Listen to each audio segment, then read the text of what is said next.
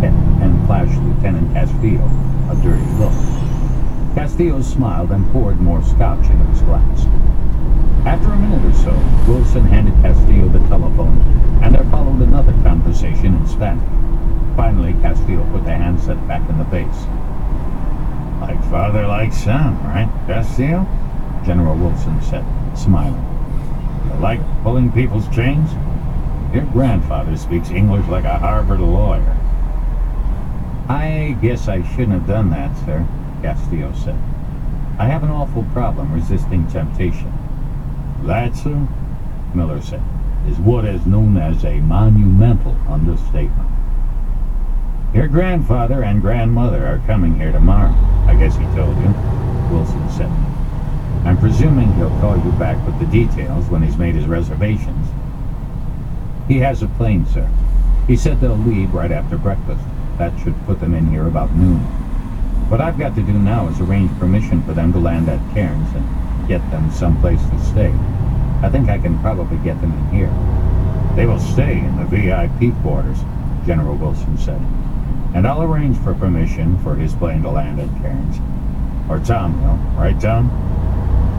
"Yes, sir," Prentice said, then looked at Castillo as he took a notebook from his shirt pocket. "What kind of plane is it?" "A Learjet." "Got the tail number?" Prentice asked. Castillo gave it to him. "Your grandfather has a Learjet?" General Wilson asked.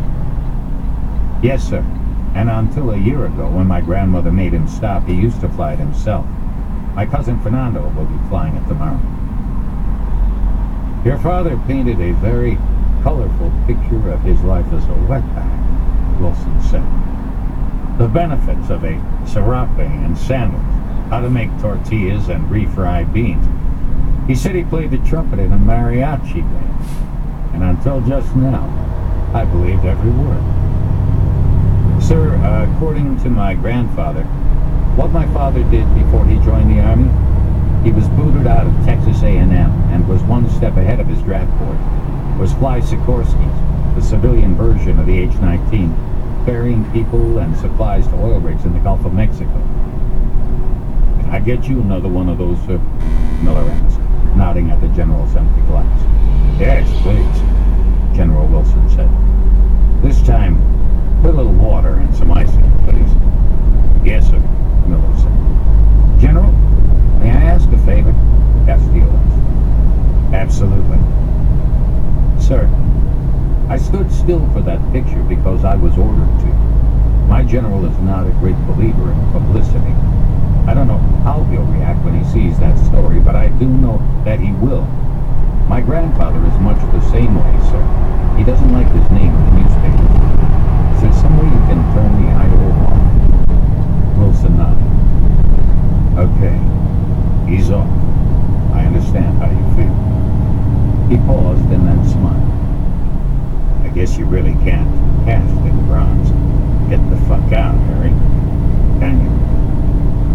"That might raise some eyebrows, sir," Castillo said. "Anything else I can do for you?" "No, sir, that's about it. Thank you."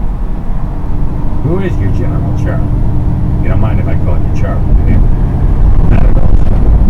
General McNabb, sir. He's Deputy Commander of the Special Warfare Center.